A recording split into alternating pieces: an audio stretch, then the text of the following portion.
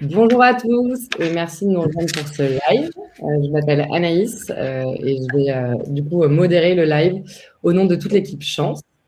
Alors Chance, qu'est-ce que c'est très rapidement? C'est un parcours de coaching digital qui se réalise dans 12 semaines et qui permet à chacun de trouver la voie professionnelle qui lui ressemble.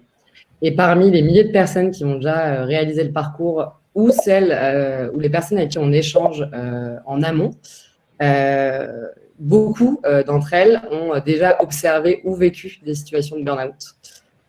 Et donc, ça nous paraissait essentiel d'adresser ce sujet aujourd'hui, surtout en ce mois de juin, où nous sommes nombreux à retourner au bureau après de nombreux mois à avoir travaillé chez soi, et où du coup, le sujet de la santé mentale au travail est un enjeu pour nous tous, un enjeu collectif. Et pour ce faire, je vais vous présenter nos deux invités aujourd'hui avec qui on va tenter des clés de compréhension et des pistes de réflexion. Déjà, Isabelle Métainier, merci d'avoir répondu présente. Bonjour. Donc, Isabelle, tu es psychologue holistique et intégrative. Tu as écrit de nombreux ouvrages, notamment par rapport à l'impact du travail sur notre bien-être. Et tu publies un nouvel ouvrage en septembre sur la fatigue mentale. C'est ça. Je me suis pas trompée. Et Laura, enchantée Laura, enfin, on s'est déjà vu, mais merci de nous rejoindre. Laura, tu es fondatrice du blog et du podcast Un cadeau mal emballé, qui a pour vocation à nous sensibiliser sur le burn-out, comment le prévenir et aussi comment se reconstruire derrière avec beaucoup de témoignages de personnes que tu interviews qui ont vécu ces situations-là sous des angles différents. Et tu es aussi un ancien talent chance. Je me souviens plus en quelle année tu l'as fait. En 2020, il n'y a pas longtemps. En 2020, d'accord, donc il y a un an.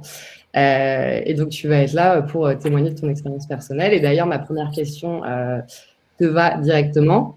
Quelle est la raison pour laquelle, est-ce que tu peux nous raconter la raison pour laquelle tu as créé ce blog et ce podcast et qu'est-ce qui t'a amené à t'intéresser à ce sujet? Oui, avec plaisir. Écoute, moi, jusqu'à 2019, j'avais une existence, on va dire, sur les rails, assez classique, un parcours assez classique de bonne élève, prépa, école de commerce et une petite dizaine d'années en marketing. Et j'avais déjà entendu parler du burn-out, mais je pensais, comme beaucoup de gens, que ça n'arrivait qu'aux autres. Et en 2019, j'en ai fait la douloureuse expérience, sans forcément comprendre ce qui m'arrivait. En quelques mois, beaucoup de pans de ma vie se sont un peu écroulés. J'ai eu des gros soucis de sommeil qui ont fait que petit à petit, en fait, j'ai perdu ma capacité de me concentrer, mon appétit, ma joie de vivre, en fait. Jusqu'à devoir faire face à l'évidence, j'étais plus capable d'aller travailler. Et en fait, il m'a fallu du temps après ça pour déjà me remettre physiquement et pour réaliser que effectivement, ça m'était arrivé à moi aussi. Et je me suis rendu compte à ce moment-là que je connaissais pas beaucoup de gens qui en parlaient.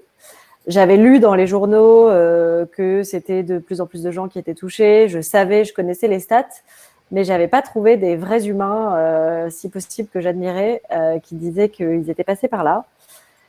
Et du coup, j'ai décidé d'être ce premier humain dans mon entourage, en tout cas, et donc d'en parler assez librement.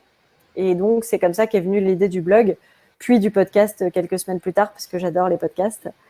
Et donc, à la base, c'est simplement deux médias pour témoigner, pour partager cette expérience d'épuisement professionnel qui a été la mienne, sans autre prétention que celle de dire vous n'êtes pas tout seul. En fait, je sais ce que vous traversez et voilà ce que moi j'ai vécu. Et vous, racontez-moi. Et donc voilà, ce sont devenus des espaces d'échange pour partager autour de ce phénomène. Et j'ai appelé ça un cadeau mal emballé. Parce que, et ça c'est vraiment mon histoire, je dirais que cet épuisement, j'aimerais pas le revivre et je le souhaiterais pas à quelqu'un d'autre, mais je dois reconnaître qu'il m'a quand même permis de réaliser que j'étais plus tout à fait alignée avec ce que je faisais au travail. Et je faisais très très très bien, parce que je suis une bonne élève, des choses qui m'intéressaient plus trop. Et c'est ça qui a créé l'épuisement chez moi. Et donc, finalement, je le remercie aujourd'hui parce que même si c'était pas très bien emballé. C'était vraiment un cadeau qui m'a permis de me remettre sur des bons rails pour moi, des nouveaux rails que je construis moi-même. C'est moins facile, mais c'est super excitant. Et donc, c'est pour ça que ça s'appelle un cadeau mal emballé. Merci déjà de nous livrer tout ça et merci pour cette présentation.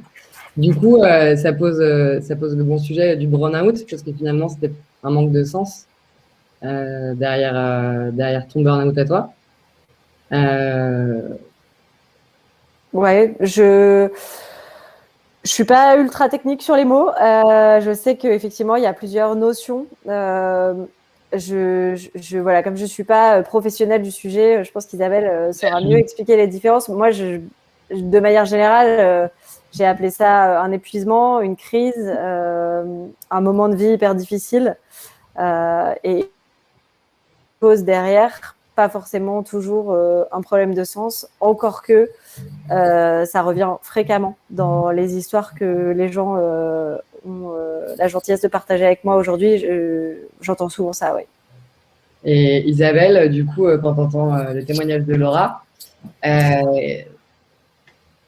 non, mais dis-nous, qu'est-ce que tu penses du burn-out et pas de reposer une définition, mais voilà, donner un... Oui, en fait, le burn-out, c'est un épuisement. En fait, ça intervient de manière brutale à un moment donné où le burn-out, c'est ce moment où en fait, ça s'abat sur soi et on peut plus se lever, on est bloqué, quoi.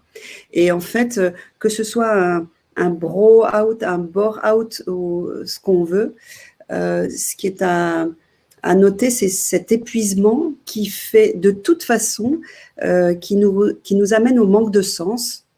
Parce que même si notre travail a du sens, s'épuiser comme ça, quel sens ça a en fait?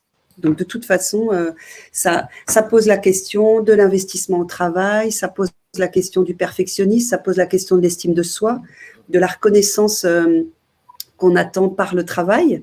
Et souvent, en fait, c'est aussi lié à un manque d'estime de soi. C'est lié aussi à l'envie d'être parfait, de prouver, de compenser. Et c'est aussi, bien sûr, aidé par l'entreprise, où les systèmes des organisations aujourd'hui sont moins coercitifs sur le plan des horaires et sur le plan physique, mais beaucoup plus sur le plan de l'ego. Et en fait, nous offre une promesse d'accomplissement, mais qui n'est jamais atteinte, en fait. On est tout le temps, à peine on a atteint un étage, qu'il faut tout de suite monter à l'étage suivant et tout de suite monter à l'étage suivant. Et comme ça, c'est extrêmement valorisé. Ben, du coup, voilà, on pense qu'on est sur la bonne voie, qu'on réussit, qu'on est en pleine ascension, et en fait, on minimise notre fatigue comme si on était devenu un super cerveau. Et en fait, on a un corps aussi. C'est hyper intéressant et on en avait parlé lors de la préparation. Tu parlais du rapport entre l'épuisement mental et l'impact sur le physique. Oui. Oui, parce qu'en fait, déjà, le cerveau, ça fait quand même partie du corps, même si on en a, des fois, on l'oublie, et que le cerveau, tout comme le corps, a besoin de repos. Dans notre corps, on a le système lymphatique qui va permettre d'éliminer les toxines, et donc, on l'élimine par le sport, par le sommeil, enfin, on l'élimine de plein de façons.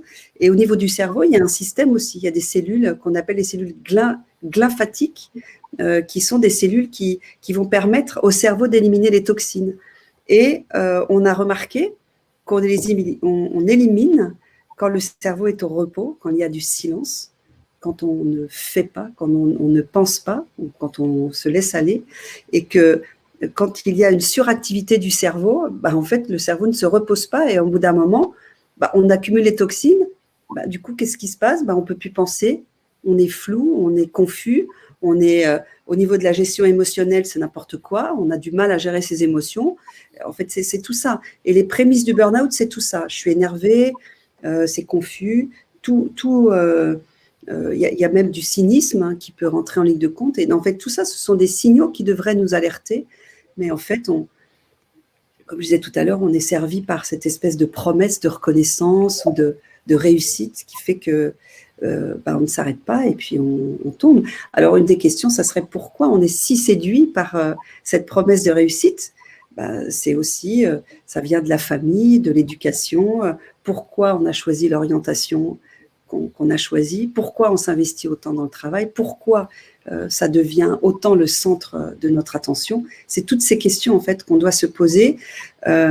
Alors c'est super, comme dit Laura, en fait c'est une opportunité parce que Laura, tu t'es posé les bonnes questions et puis du coup tu rebondis et puis tu ouvres et la crise en chinois, elle veut dire aussi opportunité, et donc c'est une opportunité de croissance. Donc c'est ça qu'on peut en faire. Mais si on peut le faire avant, c'est bien aussi. Ouais. Et pour rebondir sur une partie de ce que tu dis, Isabelle, il y a le faire et l'être, et il y a la façon de faire les choses et le fond des choses. Moi, j'ai à un moment cru que c'était simplement un problème de sens dans mon travail. Je me suis dit, en fait, c'est parce que ce que je fais, ça m'intéresse plus. Donc, j'ai un problème de sens. Donc, il faut que je fasse quelque chose qui va me plaire. Et du coup, tout sera résolu. Et c'est un écueil que j'ai pas loupé. Hein, donc, je peux bien en parler. J'ai vraiment pensé qu'il fallait que je fasse ça. En fait, je crois qu'il y a vraiment quelque chose en dessous qui est de l'ordre de l'être, de la façon d'être. En fait, moi, j'ai réalisé que dans ma façon d'être, il y avait un problème aussi de surinvestissement, de je brûle ma batterie jusqu'à ce qu'il n'y en ait vraiment plus du tout. Et cette façon d'être-là, en fait, personnellement, je l'investissais dans tous les domaines de ma vie. Et j'ai réussi à prendre conscience, mais avec de l'aide, que en fait, je pouvais bien aller recommencer ailleurs dans un job qui a plus de sens. Si je ne résous pas ma façon de faire les choses, ça va recommencer. Donc, c'est pas si simple que de dire c'est mon boulot, ça m'intéresse plus. Il faut aussi se remettre en question. Et je sais que c'est difficile. Je veux pas que ce soit culpabilisant. Moi, je trouve au contraire que c'est libérateur. Ça veut dire que on a des clés pour agir sur notre façon d'être et notamment sur notre façon de s'impliquer à la juste mesure de ce qui est bon pour nous, pour notre corps. Oui. En s'octroyant ces temps de repos, en fait. Exactement. Et puis, on a dans notre cerveau une petite zone qui s'appelle le cortex préfrontal qui nous aide à donner du sens et à prendre du recul. Et en fait, tant qu'on est dans le faire, ce que tu dis, Laura, dans le faire, dans l'action, sans aucun recul, on fait, on s'emballe et on s'en rend même pas compte.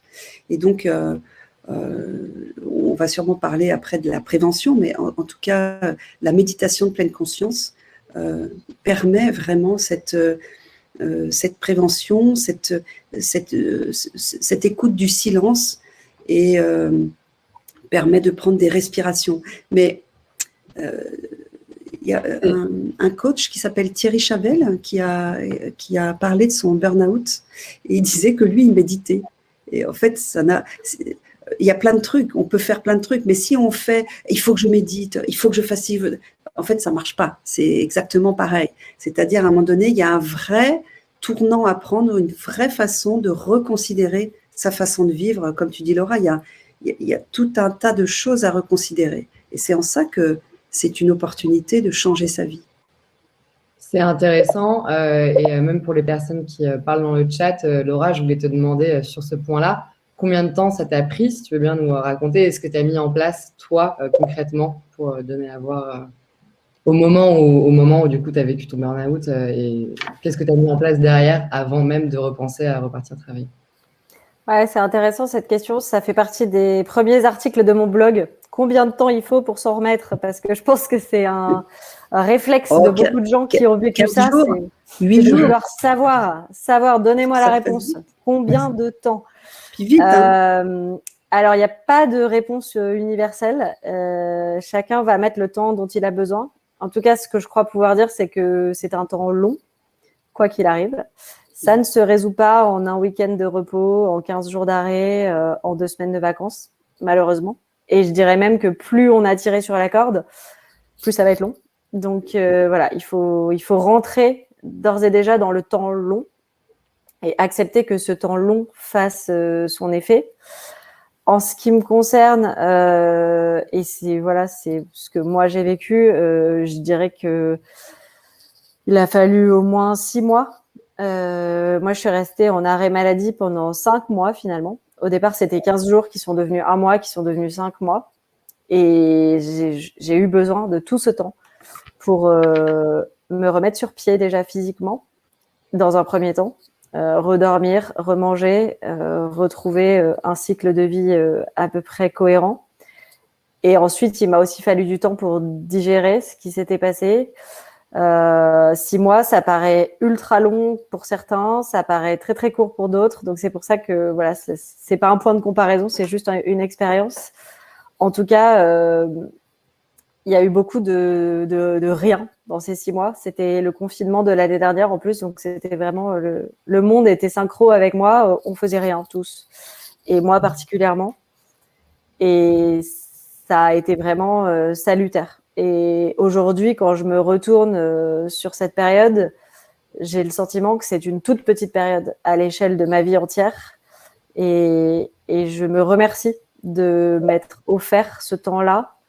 Je dirais pas sans culpabilité, parce que c'est pas vrai, on en a toujours de la culpabilité. Personnellement, c'était la toute première fois de ma vie que je ratais un jour au travail. Et j'en ai pas raté un, du coup, j'en ai raté 5 fois 30 à peu près.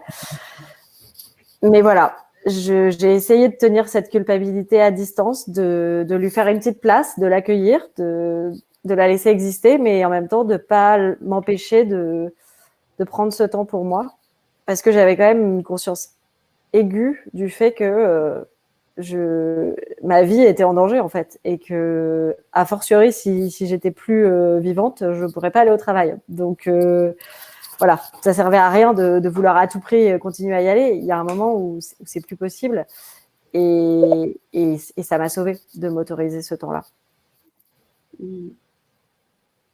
Isabelle, merci Laura de cette réponse, et je pense que ça va répondre à pas mal de questions que des gens me posent dans le chat sur cette question de temps. Isabelle, du coup, sur la prévention du burn-out, qui est une thématique large, quel est ton avis? Alors, oui, alors avant, je voudrais rebondir sur ce que dit Laura sur cette notion de temps. En fait, on le disait là dans notre préparation, on est dans le temps chronos. Il y a 3 notions, il y a 3 mots pour dire le temps en grec ancien. Il y a chronos, il y a aion et kairos. Et chronos, c'est le temps linéaire, moment après moment. Donc, il y a, voilà, j'ai 3 heures pour faire ça, je suis dans le temps chronos. Ce projet, ce dossier, je dois le rendre dans 2 mois, c'est dans le temps chronos. Donc, on est dans notre société complètement dans le temps chronos. Tout se paye, voilà. Parce que le temps, c'est de l'argent. Oui, je pensais à ça aussi. Et puis, il y a le temps aion, en fait, qui est le temps des saisons, par exemple, le temps de la grossesse, le temps. Et donc, c'est un temps, on est le temps du deuil. On n'est plus du tout dans la même notion du temps. On est dans quelque chose de plus large, quelque chose qui se réfère plus à la nature des choses. Et le problème vient quand on met du chronos dans aion. Si par exemple je suis, une femme est enceinte et qu'elle commence à dire bon allez vite, moi j'en ai entendu, hein, il faut que je prévoie mon accouchement tel jour parce qu'il y a le projet machin. Là vous voyez ça commence à s'emballer. Si je suis malade, mais je me dis non, il faut que je sois rétablie pour ce projet, on commence à s'emballer parce que Chronos et Aion commencent à se mélanger. Et Kairos, c'est le bon moment. En fait, à un moment donné, c'est peut-être le bon moment dans la vie là pour s'arrêter, pour réfléchir. Et parfois, le burn-out nous donne cette opportunité ou pas, ça dépend de là où on est dans la vie et comment on voit le temps. Mais parfois, ça peut être le bon moment justement pour se poser et réfléchir. Et il y a un podcast que j'aime beaucoup qui s'appelle Métamorphose, où il y avait un ostéopathe qui s'appelle Olivier Lombard qui parlait de ses burn-out. Il en a fait 3. Et il disait, c'est au 3e où j'ai vraiment compris que je devais vraiment changer les choses. Et parfois, donc, Kairos s'invite vraiment tardivement, mais c'est comme ça. Et donc, ne jamais perdre ces 3 notions du temps. C'est-à-dire que le temps linéaire, c'est pas forcément toujours le bon temps c'est pas toujours comme ça qu'il faut prendre les choses. Donc, pour la prévention du burn-out, je dirais s'écouter, se connaître, faire un travail sur soi et connaître son histoire, J'ai écrit mon premier livre, c'était Histoire personnelle, destinée professionnelle, qui parlait du lien entre la carrière professionnelle, les études qu'on fait, la façon dont on envisage sa carrière avec notre histoire familiale et transgénérationnelle. Et déjà, c'est qu'est-ce qu'on recherche à travers le travail? Est-ce qu'on est capable de se réguler? Est-ce qu'on est capable de… comment sont les aspects de notre vie, les piliers? Est-ce qu'on a une vie sociale? Est-ce qu'on a… où en est notre ambition? Pourquoi on a une ambition? Est-ce que notre ambition, elle est sociale? Est-ce que notre ambition, elle est vis-à-vis de nous? Qu'est-ce qu'on veut avoir réalisé à la fin de notre vie qui nous fera dire « j'ai réussi ma vie ». C'est toutes ces questions-là qui sont à se poser, je dirais presque en permanence, pour pouvoir piloter notre vie et que ce ne soit pas la vie qui nous pilote. Je ne sais pas si c'est très concret ce que je dis, mais pour moi, en tout cas, je vois ça vraiment concrètement, mais n'hésitez pas à me poser des questions. Non, mais c'est hyper concret, et donc je te laisse aller jusqu'au bout, c'est très intéressant. Et d'ailleurs, il y a pas mal de gens qui sont reconnus dans ta description du temps et de ces 3 éléments. Et du coup, on peut, je prends les questions dans le chat et je voulais redistribuer, mais il y a pas mal de questions sur le début de la reconstruction. Du coup, la prévention, on l'a vu. Laura, tu nous as raconté comment toi, tu t'autorisais à prendre du temps et peut-être qu'on peut commencer avec toi. À quel moment tu as commencé à repenser, à te relancer éventuellement dans une vie professionnelle? Je pense qu'il y a vraiment toute une phase avant ça, qui n'est pas juste prendre du temps. Pour moi, la première chose que je dis toujours quand on me demande ce qu'il faut faire, c'est de voir des professionnels de la santé.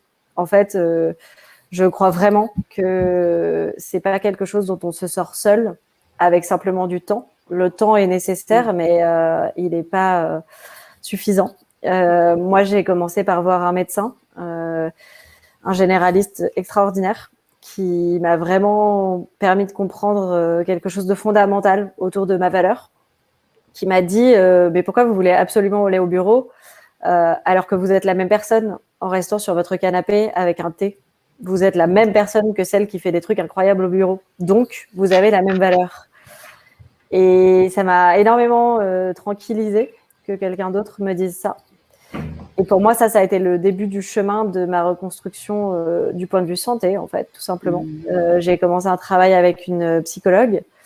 J'ai été aussi suivie donc, par un médecin dans mon cas, et c'est vraiment dans mon cas, avec un traitement médicamenteux qui m'a vraiment aidée. Et j'en parle parce que, pas pour faire la promo des antidépresseurs, mais simplement parce que je crois au contraire qu'il y a beaucoup, beaucoup de gens qui veulent pas en prendre, qui veulent pas dire qu'ils en prennent, qui ont l'impression que c'est pour les fous, que c'est dangereux, qu'on va s'habituer, que c'est de la drogue. Voilà, en fait, ça peut arriver, que ça se passe bien.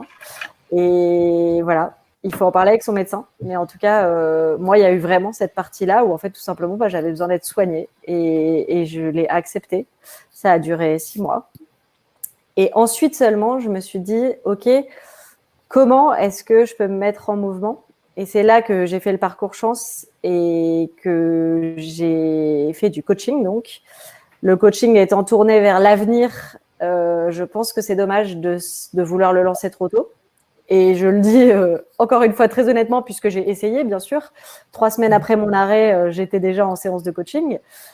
Et il s'est avéré que dès qu'on a parlé de l'avenir et de me tourner donc vers la mise en mouvement vers cet avenir, je n'étais que sanglot, en fait. Je n'étais pas capable de faire autre chose que pleurer de peur vis-à-vis de cet avenir. Je crois que ça, c'est un signe très, très fort que j'étais juste pas prête. Il a quand même fallu que le coach me le dise parce que voilà, c'est difficile de réaliser ça sur soi. Heureusement, j'ai eu la chance d'être avec une coach géniale qui m'a pas poussée à continuer coûte que coûte le parcours, mais qui m'a dit je crois que c'est pas le bon moment pour toi. Et elle avait raison. Et donc, pour moi, il a fallu 6 mois de plus pour pouvoir me mettre en action. Et là encore, il n'y a pas de méthode miracle. Quand je me suis mise en mouvement, je me suis mise en mouvement doucement, en prenant les choses qui me faisaient plaisir, en me demandant qu'est-ce que j'avais envie de faire. J'ai commencé par d'abord décider que j'avais plus envie de faire mon métier d'avant. Et donc, du coup, par négocier mon départ. Et ensuite, par me dire, OK, qu'est-ce qui me fait plaisir? Quels sont les petits fils que je pourrais commencer à tirer pour construire ma nouvelle vie professionnelle. J'ai pas atterri en 3 jours avec un nouveau métier parfaitement clair et une feuille de route pour y arriver. En revanche, je me suis concentrée sur les choses que j'aime et qui me font plaisir. Et ça n'a l'air de rien. Mais moi, au début de mon burn-out, quand on m'a dit que pendant mon arrêt, je pouvais faire ce qui me faisait plaisir, j'ai dit au médecin, mais je n'ai aucune idée de ce qui me fait plaisir. En fait, moi, je passe ma vie à faire plaisir aux autres, à faire des trucs que les autres attendent. Donc, je ne sais pas ce qui me fait plaisir. Et c'est triste de se rendre compte de ça. Oui. Mais voilà, je me suis aussi donné du temps pour trouver des choses qui me faisaient plaisir. Et aujourd'hui, ma vie professionnelle, elle fait pas rêver. Il n'y a rien de waouh. Ma vie professionnelle, je la construis. Je suis encore au chômage. Je gagne un peu d'argent, mais pas beaucoup. En tout cas, j'essaye de faire des choses qui me rendent fière et qui me font plaisir. Par petites briques, par petites touches, par petits projets. Et voilà le chemin que j'ai emprunté. C'est super et vraiment merci Laura de toute ton authenticité. Moi je trouve ça super et je pense qu'il y a une qualité vraiment qui ressort de ce que tu dis, mais je pense qu'il y a vraiment la voie de la guérison, c'est accepter sa vulnérabilité, accepter qu'on est juste un être humain, qu'on est limité par un corps physique, qu'on n'est pas Dieu et que même si on veut nous le faire croire, hein, et qu'en fait il faut rester ancré quoi. Ancré sur la terre. Moi, je conseille très souvent aux gens comme ça qui sont épuisés, que j'accompagne, je leur dis faites des pas pieds nus dans l'herbe, respirez la nature. En fait, c'est très important de se reconnecter au réel et puis accepter qu'on est vulnérable. Et je pensais aussi à quelque chose pendant que tu parlais. Oui, j'avais accompagné il y a longtemps, quand je faisais des accompagnements, notamment en bilan de compétences, et puis des personnes qui étaient comme ça en quête professionnelle. Il y avait une personne qui me disait, elle était très brillante, elle avait eu elle avait fait Normal Sup, elle était très brillante, et en fait, ça ne lui plaisait pas du tout ce qu'elle faisait. Elle était dans une banque, on lui donnait plein de responsabilités, elle était brillante, mais elle était proche de l'épuisement et en fait je lui ai dit ça, je lui ai dit en fait on va pas du tout faire, elle n'était pas prête en fait pour faire un projet. Je lui ai dit déjà vous allez explorer tout ce qui vous fait plaisir, et donc on avait fait un programme sur 1 an en fait où elle allait rencontrer des gens et en fait elle s'est mise à l'écriture, elle s'est mise à plein de trucs et elle a découvert en fait un temps plus lent et le temps de s'écouter en fait, d'écouter qui elle est vraiment et de se découvrir et de profiter.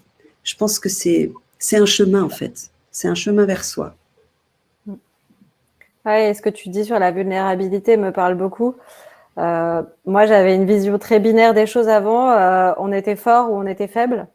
Et personnellement, comme toujours, je me considérais comme forte et j'avais envie, en tout cas, que les autres me voient comme ça. Et j'ai découvert qu'en fait, c'était pas de la force, c'était de la résistance, ce que je faisais. C'est-à-dire que je luttais de toutes mes forces pour pas entendre que j'étais plus à ma place. Et quand j'ai traversé le burn-out, sincèrement, mon premier sentiment, ça a été la honte, en fait. J'avais honte de devoir le dire. Je me cachais derrière des formulations plus ou moins évasives du sujet. Et j'ai mis du temps à réaliser qu'en fait, on peut être vulnérable et partager ce que je suis en train de partager avec vous sans pour autant être faible, et qu'il peut y avoir de la force dans la vulnérabilité, la force de s'autoriser à être vulnérable, à pas être parfaite, à pas tout réussir. Et il y a surtout de la puissance à partager ça, parce que en retour, on reçoit beaucoup de la vulnérabilité des autres, en fait. Un peu comme si je disais, en disant, voilà, moi je suis vulnérable, je rate des choses parfois. J'autorise un peu, quelque part, les autres à dire « Ah, ouf, parce que moi aussi, en fait ». Et j'ai des conversations passionnantes depuis que je me suis autorisée à dire ça. Bien plus passionnantes que dans les 30 ans d'avant où je passais pour la fille qui rate jamais, qui est toujours très… Tu vois, je fronce les sourcils en le disant, c'est vraiment sois forte, montre jamais qu'il y a des signes de faiblesse chez toi. Et en fait, aujourd'hui, je me sens libérée d'un poids. C'est juste pas humain, en fait, de s'imposer ça. Mais effectivement, c'est ce qu'on fait. et accepter d'être vulnérable et de la montrer, c'est vraiment accepter le partage. C'est humaniser en fait aussi les relations, c'est être vrai, authentique, absolument. Et du coup, merci Laura, encore. Moi aussi, je te remercie pour l'authenticité de ton témoignage. Il faut beaucoup réagir dans le chat. Il y a pas mal de personnes qui te remercient de partager ton histoire. Et qu'est-ce que une des questions qui revient pas mal, c'est du coup, une fois que tu as passé toutes ces étapes d'acceptation, comment quel est l'outil que tu as utilisé, quels sont les différents outils, même en dehors de chance, mais quotidiennement. Et je vous pose la question à toutes les deux, quand on repart sur le chemin de la vie professionnelle, quels sont les outils dont on peut se saisir pour s'accompagner et pour s'aider à y retourner après avoir pris une pause, que ce soit le coaching, tu parlais de méditation. Ouais, il y a une chose que je voudrais dire qu'on méconnaît aussi, enfin, qui est à prendre en compte, ce sont les traumatismes. On a tous eu des traumas plus ou moins importants, mais le fait même qu'on s'impose cette violence, cette force, cette armure qu'on transporte jour après jour avant de faire un burn-out, ça vient certainement de l'enfance, de l'éducation, des relations. Et je disais tout à l'heure, je parlais de la connaissance de soi, de la conscience. C'est vraiment, comme à l'instar de Laura, se faire accompagner au niveau de la santé par un médecin, un bon médecin holistique qui est aussi capable d'accueillir des pratiques comme l'acupuncture ou enfin plein de choses. Et puis un psychologue ou un thérapeute pour travailler sur ces traumatismes. Parce que tout ça, c'est associé aussi avec la honte. Et la honte, c'est quelque chose qui plombe et qui fait qu'on a du mal à se sortir et à avouer qu'on n'y arrive pas, que c'est trop pour nous, ou en tout cas qui nous empêche de le dire plus fort. Et ça peut précipiter dans le burn-out. Donc, travailler sur ces traumatismes, ça me semble être quelque chose d'important. Oser revisiter son enfance, son adolescence, oser y aller, quoi. Oser se regarder. Ouais, je trouve que c'est fort d'oser demander de l'aide. Comme je te disais, je ne crois pas que ce soit des épreuves dont on se sort seul à la force du poignet. Donc, je recommande, en tout cas, moi, c'est ce que j'ai fait, de se faire accompagner de toutes les façons possibles, aussi longtemps qu'on en a besoin. Et c'est vrai que je trouve très important la précision d'Isabelle sur l'approche holistique, la capacité des différentes personnes qu'on sollicite à accueillir ce qu'on fait par ailleurs. Moi, j'ai eu un psychiatre qui m'a dit l'acupuncture, franchement, si vous voulez, mais il n'y a rien qui est prouvé, c'est un peu votre argent par les fenêtres, quoi. Et ce même acupuncteur, du coup, que je suis allée voir, qui m'a dit faut arrêter, hein, les antidépresseurs, c'est vraiment de la merde, hein, vous devriez arrêter. Et dans les deux cas, en fait, moi, j'accepte pas ces jugements-là parce que déjà, dans un moment de fragilité, on n'a pas besoin que les gens se contredisent parce qu'on ne sait plus quoi croire. Et aussi parce que je crois vraiment que tous ces éléments-là, bien dosés et selon nos besoins, ça peut être utile. Donc voilà, d'abord oser dire « Eh oh, j'ai besoin d'aide, aidez-moi » et s'entourer d'un bon cercle de praticiens qui peuvent nous aider. Et après, je crois qu'il y a quand même une grosse partie du chemin de la reconstruction qui se fait par soi-même. Ça fait peur et en même temps, c'est grisant de savoir qu'on a la capacité, tout seul, en soi, à avancer. Et moi, je dirais que j'ai mis dans ma poche gauche la vigilance parce que tous les jours, je me redemande est-ce que tu n'es pas en train de tirer un peu sur la corde? Est-ce que tu es sûr que ce que tu le fais avec envie? Parce que voilà, les schémas qu'on a eus dans nos vies, et surtout quand on les a eus pendant 20, 30, 40 ans, en fait, ils ne sont pas envolés par magie. Donc, vigilance à gauche et à droite, indulgence. Parce que je suis toujours pas parfaite, en fait. Donc, je continue à me planter, je continue à faire des journées où j'en fais trop. Je continue parfois à dire oui à des trucs où, en fait, j'ai envie de dire non. Et ça, c'est très important, ce que tu dis, Laura. Oui, même une fois qu'on a fait un travail sur soi, qu'on est dans un chemin de conscience, etc., on voit quand même que des fois, on n'y arrive pas, qu'on est vulnérable à cet endroit-là, que c'est ci, cela. Et il y a, enfin, c'est pas un outil, j'aime pas trop le mot outil, mais c'est vraiment avoir de la compassion pour soi-même. Et dans le livre sur la fatigue mentale, je parle aussi de l'autocompassion, être juste dire, ok, là tu fais du mieux que tu as pu, c'est pas facile, hein, et je comprends que ce soit pas facile pour toi en ce moment, ok, c'est pas grave, là, tu as fait ça, c'est même pas se dire, t'as merdé, c'est juste, ok, t'as fait comme ça, tu fais du mieux que tu peux, continue, ça va aller. C'est super, super important, au lieu de se parler comme un ayatollah, ouais, qu'est-ce que t'as fait? Mais comment, c'est insupportable en fait, ces voix à l'intérieur. Et c'est comment on peut mettre de la douceur et s'accompagner soi-même en ayant un discours beaucoup plus humain, beaucoup plus doux et accompagnant pour soi, quoi. Et en tout cas, moi, c'est vraiment ça que je mets dans mes méditations, c'est comment voilà, être au mieux, au plus près de cette compassion pour soi, quoi, et pour les autres aussi, bien sûr. Merci, c'est hyper intéressant, Isabelle. Je vais vous poser une question de Tracy qui nous demande et de Mani aussi, qui nous demande de faire la différence entre un burn-out et une dépression. Alors, parfois, il n'y a pas de différence.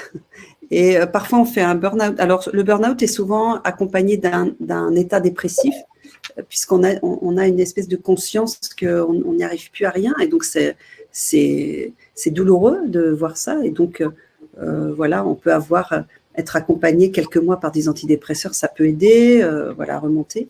Et une dépression, je dirais, elle était là avant le burn-out et c'est en fait une continuité. Je dirais qu'une dépression, ça, c'est pas consécutif au burn-out, c'est avant le burn-out. En fait, c'est un état qui est là avant. D'accord, merci. Et il y a également Tracy qui nous pose une question, et peut-être qu'avec Laura, les témoignages que tu as recueillis dans ton blog, tu pourrais y répondre. Y a-t-il un âge plus propice au burn-out ou des événements dans la vie tels que la naissance d'un enfant dû au cumul de la fatigue? Ouais, c'est une question intéressante. Ça faisait partie des choses que je me disais. Je me disais, je suis trop jeune. J'ai pas tenu assez longtemps parce que j'entendais beaucoup de gens qui avaient 45, 50 ans, qui avaient des gros jobs et du coup qui craquaient parce que voilà, c'était plus compréhensible. Et moi, c'était ma petite voix intérieure qui me disait ça, t'es pas Steve Jobs quoi. Puis ça fait même pas si longtemps que tu bosses. Et en fait, ça a nourri ma honte d'être jeune. Et c'est pour ça que j'ai écrit un article là-dessus sur burn-out à 30 ans. Est-ce qu'on est trop jeune pour craquer? Conclusion, il n'y a pas d'âge. J'ai même rencontré des gens qui ont fait des burn-out étudiants, des burn-out dans leur premier job. Et je crois qu'en fait, c'est pas un critère, comme le genre n'est pas un critère, comme le niveau de responsabilité n'est pas un critère. Pour moi, le burn-out, c'est un mélange explosif de plein de facteurs à un instant T. Ça peut être un job avec beaucoup de pression. Ça peut être un manager qui lui-même est un peu dépassé et n'a pas le temps de prendre soin de ses équipes. Ça peut être quelqu'un qui prend pas trop soin de lui, qui sait pas trop dire non et qui sait pas mettre des limites. Et le mélange de tout ça à un moment explose. Ça peut être quelqu'un qui vient d'avoir un enfant et du coup, ça rajoute de la fatigue. En fait, tout ça, c'est des facteurs que tu mets dans le chaudron et ça contribue clairement à exploser. Je pense en revanche qu'il ne faut pas forcément vouloir labelliser les choses qui arrivent et de se dire je rentre pas dans les cases donc c'est pas normal. J'ai souvent des gens qui m'écrivent pour me dire je crois que je suis trop jeune ou je suis secrétaire et du coup j'ai même pas des grosses responsabilités alors qu'est-ce qui m'arrive? En fait, on a tous droit d'avoir des moments difficiles et on n'a pas besoin d'avoir des circonstances explicatives. Si c'est ce qu'on vit, c'est ce qu'on vit. Et oui. Voilà. Et ce n'est pas nécessaire d'être objectif, enfin, je veux dire d'objectiver par le degré de responsabilité. C'est la vie de chacun, en fait. Alors, il existe, on en parle de plus en plus maintenant, du burn-out parental. En fait, les burn-out, les épuisements, on peut les faire dans la vie professionnelle, dans la vie parentale.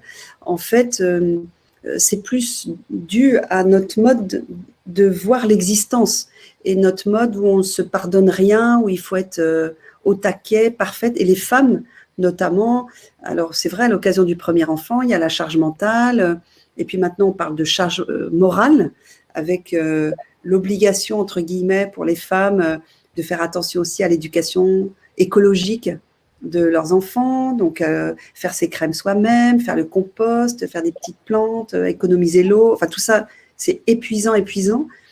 Donc voilà, est-ce qu'on peut juste, pour en revenir à ce qu'on disait tout à l'heure, être ok, accepter qu'on est juste comme ça, puis des fois, on achète du plastique et on se dit, bah ouais, mais là, bon voilà, j'ai acheté du plastique, quoi. Voilà. C'est pas grave, je ferai mieux demain. Mais bon, c'est comme ça. Merci Isabelle. Faire comme on peut.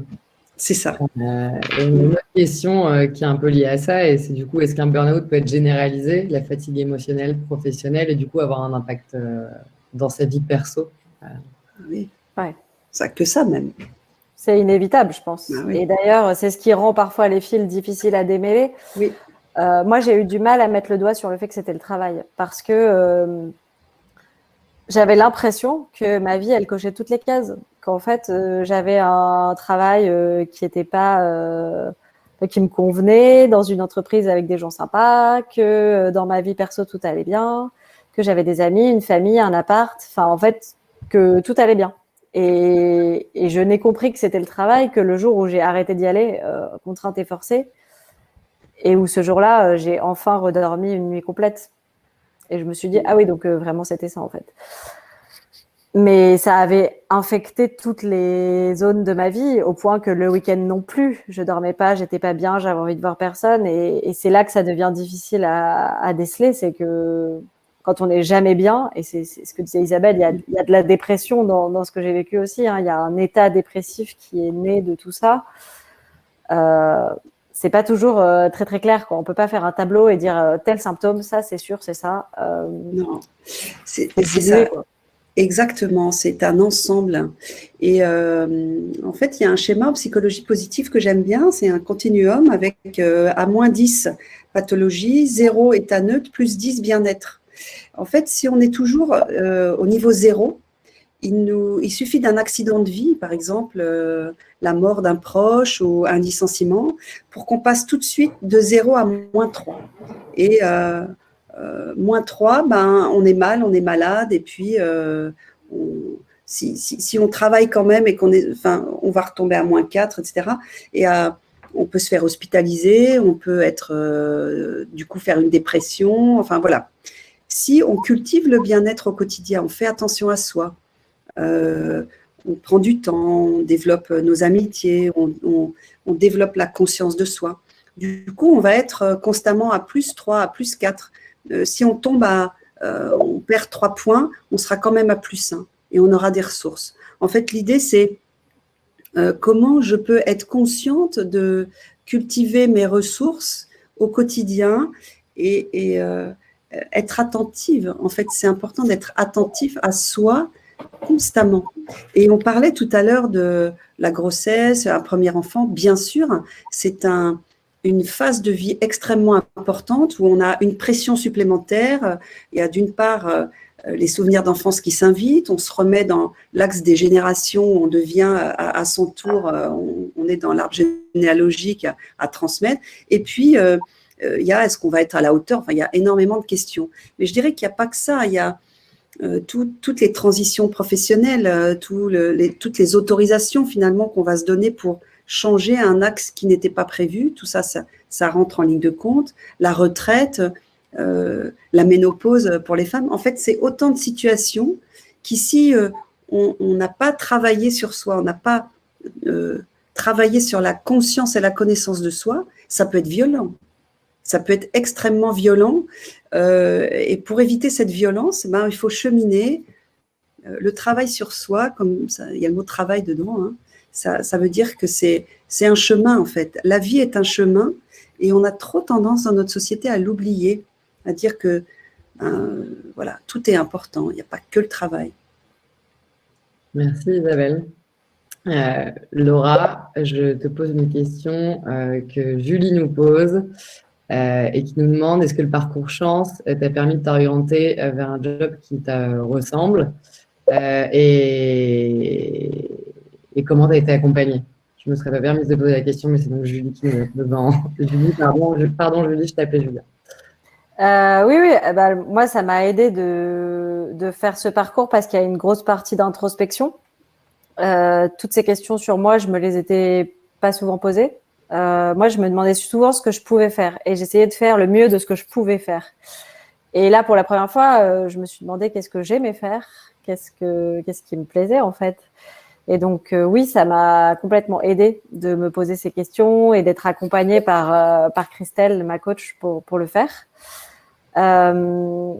Après, est-ce que je me suis orientée vers un job? La réponse est non. Je me définis pas par un métier aujourd'hui. C'est pour ça que je te dis, je suis encore en chemin et je veux pas raconter des success stories incroyables qui font encore plus culpabiliser les gens. De la fille qui, en un an, est passée de je suis en burn-out à j'ai un job incroyable et je gagne des millions.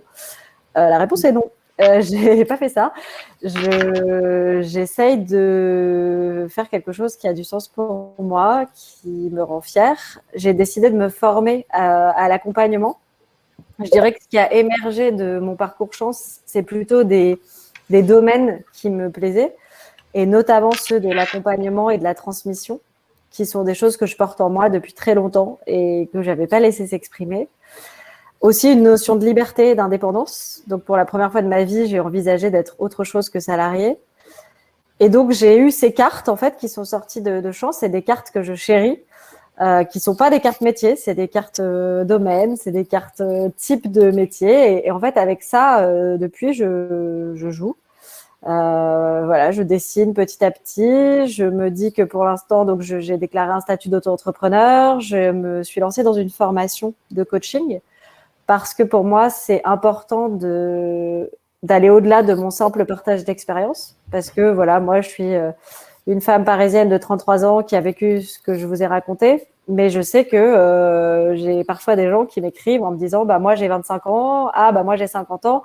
Et en fait, ces deux personnes-là se reconnaissent pas spécialement dans ce que j'ai vécu. Et donc, ça les aide pas, en fait. Et donc, je me suis rendu compte que pour vraiment pouvoir accompagner aussi ces gens-là, j'avais besoin, en tout cas pour moi, d'avoir des outils, une posture, des connaissances qui me permettaient d'être sûre de bien faire. Donc, c'est pour ça que j'ai fait cette formation. Donc, aujourd'hui, j'ai un double statut, étudiante, auto-entrepreneur et chômeuse, accessoirement. Voilà, qui est assez hybride, qui correspond en tout cas à mes envies du moment. Et en tout cas, je suis confiante sur le fait que je suis sur un chemin qui me convient bien. Et je suis dans une étape du chemin. Et je ne crois pas que ce chemin est une fin définitive à laquelle je vais arriver. Je crois juste que ça va être fait d'étapes. Et aujourd'hui, en 2021, cette étape, c'est la formation, c'est mon blog, mon podcast, et c'est un bébé que je suis en train de fabriquer. Donc voilà, je suis dans tout ça. Félicitations. Bravo. Merci, Laura. On a une question. Pour rebondir juste un petit mot sur ce que dit Laura, en fait, ce que je trouve super intéressant, c'est quand on est salarié, on a le temps du travail et le temps vacances, en gros. Hein. Quand on est au travail, il faut travailler. Quand on est en vacances, il faut être en vacances. Quand on est en libéral, tous ces temps, en fait, s'imbriquent. C'est-à-dire que moi, j'entends souvent des personnes qui viennent du salariat, qui se mettent en libéral, qui disent oh, « mais je ne veux pas partir en vacances ». Alors là, là, pour faire un burn-out, c'est super. Je ne veux pas partir en vacances parce que je ne suis pas payée pendant que je suis en vacances, puisque, vous voyez, il n'y a plus de congés payés. Et cette façon de voir le temps, elle doit complètement se transformer. C'est-à-dire que le temps des vacances, quand on est libéral, c'est le temps de la régénération. Et c'est le temps des idées, c'est le temps… parfois, on a besoin de plus de temps. On n'a pas forcément 5 semaines comme en salariat. C'est-à-dire qu'il faut ouvrir, en fait, et se libérer de plein de choses. Et au lieu d'essayer de rentrer dans le temps des autres, peut-être se dire rentrer dans son temps à soi et dire finalement qu'est-ce qui me convient. C'est peut-être pas forcément les 35 heures et les 5 semaines de congé. Merci Isabelle, très juste. On a Fatima qui nous demande comment dire à son entourage professionnel qu'on n'est plus à sa place sans se sentir incompétente. En fait, comment gérer l'entourage en situation de burn-out, qui sont un peu les mêmes questions de Valérie et de Fatima. Ouais, il y a deux choses, je dirais, il y a l'entourage personnel et l'entourage professionnel. L'entourage personnel, je pense qu'il n'est pas épargné par ce qu'on traverse. Le burn-out, moi je dis souvent, c'est une bombe et ceux qui étaient autour, ils se sont pris les déflagrations aussi. J'ai beaucoup de compassion pour l'entourage, pour le mien déjà et pour celui de tous ceux qui traversent ça parce que souvent on est complètement impuissant, pas en mesure de savoir quoi dire, quoi faire, ce qui amène parfois les gens à dire des choses maladroites. Moi, ce que je recommande, c'est que ces personnes-là osent elles aussi demander de l'aide parce que finalement, c'est pas des médecins, c'est pas des sauveurs et ils savent pas forcément quoi dire. Déjà, quand on sait pas quoi dire, moi, je conseille souvent d'écouter, en fait, parce que finalement, quand on va pas bien et qu'on arrive à le dire, c'est déjà un énorme pas en avant de réussir à le dire. Et si en face, on peut juste recevoir une oreille attentive, c'est énorme. Pas un conseil, pas une reco, pas une injonction à retourner au travail. En fait, ça aide pas. Ce qui aide, c'est juste de pouvoir déposer. Et voilà, et je pense qu'il peut être nécessaire de se faire aider quand on est un proche. C'est un sujet qui me tient à cœur. Et après, concernant l'entourage professionnel, qu'est-ce qu'on dit à son travail quand on est en arrêt, voilà. J'ai remarqué qu'il y a beaucoup de gens qui sont dans cette situation, qui ont une vraie valeur d'authenticité et qui ont très envie de décrocher leur téléphone pour aller raconter à leur patron pourquoi ça va pas, pourquoi ils sont pas là. Et je comprends cette envie parce que j'ai été animée par la même chose, l'envie d'être transparente, de dire ce qui se passait. Et je crois qu'il faut quand même savoir se protéger dans un premier temps. Gardez bien en tête que quand on est en arrêt maladie, en fait, on n'a aucune autre obligation que celle d'informer l'employeur qu'on est en arrêt. On n'a pas à lui dire pourquoi, on n'a pas à lui dire jusqu'à quand. Et moi, à mon corps défendant, je ne l'ai pas fait et je me remercie de ne pas l'avoir fait parce que je crois que j'étais vraiment très vulnérable à ce moment-là et pas en situation de livrer à cœur ouvert ce qui se passait à mon employeur. Et c'est quelque chose que j'ai fait quand même par la suite parce que j'avais toujours cette valeur d'authenticité, mais je l'ai fait 5 mois plus tard en ayant séché mes larmes, en étant plus lucide sur ce que j'avais envie de partager ou pas. Et du coup, dans un tout premier temps, en fait, je pense que c'est pas la priorité en fait de communiquer à son entourage professionnel le pourquoi du comment de cet arrêt maladie. Et là, du coup, attendre Kairos, le bon moment, le moment opportun pour le dire. Oui, merci Laura. On a une bonne question de Sylviane qui fait bien le lien, qui du coup, est-ce qu'il faut en parler à nos prochains employeurs pour les personnes qui éventuellement retourneraient au salariat parce que ça leur convient en tant qu'employé? Faut-il en parler et comment est-ce que… C'est une excellente question. J'ai fait un live avec une chasseuse de tête recruteuse depuis 12 ans sur mon compte Instagram, donc un cadeau mal emballé, que j'ai laissé en dispo en replay, qui a été vu de nombreuses fois parce que je crois que c'est vraiment une question que beaucoup de gens se posent. Donc, on a répondu en 1 heure. Du coup, je ne vais pas prendre 1 heure pour répondre. Mais globalement, ce qu'on s'est dit, c'est que c'est totalement OK d'en parler si c'est juste pour la personne au moment de le dire, en fait. Et donc, si ça vous semble juste de le partager, oui, c'est complètement OK. Et on a partagé des conseils sur comment le faire, comment le préparer, comment même en faire une force, en fait, dans son discours. En tout cas, se brider de le dire parce qu'on pense qu'on va passer pour quelqu'un de faible, je pense que c'est se priver d'une belle opportunité d'être authentique et de voir comment c'est reçu, en fait. Et puis, en plus, du coup, ça signifie qu'on n'a pas complètement accepté son expérience, qu'on se méfie, enfin voilà. Et donc, on rentre déjà dans une relation à l'autre et à son travail. C'est pas très, très bon.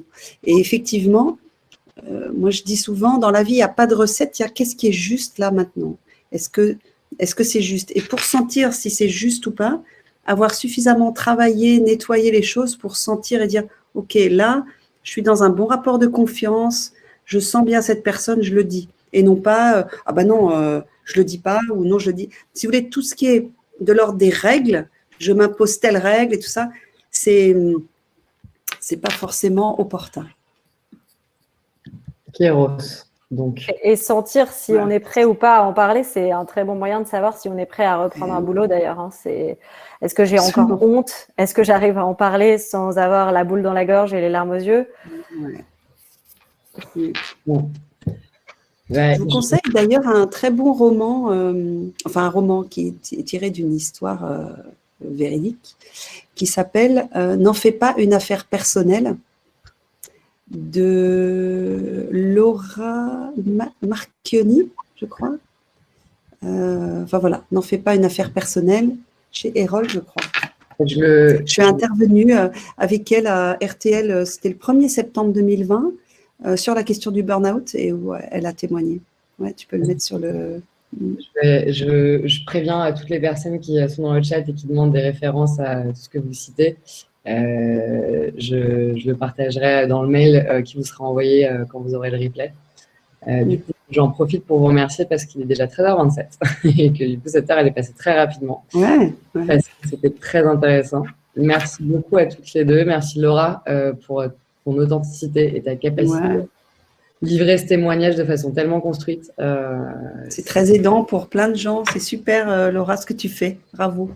Merci. Et merci Isabelle d'avoir dit oui et d'être venue donner le chapeau psychologique et tous ces bons conseils. Avec plaisir. Ces pistes de réflexion. Et merci d'avoir répondu présente. Donc, merci à vous deux. Merci à toutes les personnes qui nous ont suivis, vous étiez une centaine. Le replay sera envoyé par mail via Livestorm et aussi également disponible sur Facebook et LinkedIn de Chance. Et dans le mail du replay, je vous mettrai du coup toutes les références. Merci encore à toutes les deux et puis du coup, belle journée à tous. Merci beaucoup à tout le monde. Au revoir. Au revoir. Au revoir.